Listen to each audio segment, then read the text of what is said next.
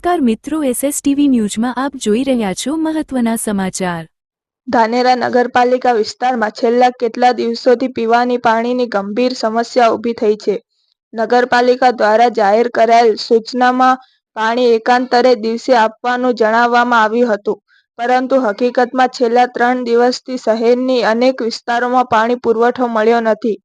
આ સમસ્યા શહેરના લગભગ તમામ વોર્ડમાં જોવા મળી રહ્યો છે, જેના કારણે સામાન્ય નાગરિકોને ભારે મુશ્કેલીનો સામનો કરવો પડી રહ્યો છે।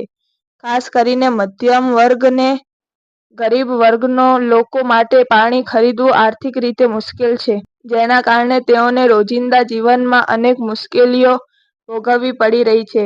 પણ હવે લોકોમાં એવી ચર્ચા સાંભળવા મળે છે કે નગરપાલિકાના કર્મચારીઓ જલ્દીથી જલ્દી પીવાના પાણીનો નિકાલ લાવે તો સારું કહેવાય, નહીં તો પછી અમને રસ્તા ઉપર આવતા કોઈ રોકી શકશે નહીં।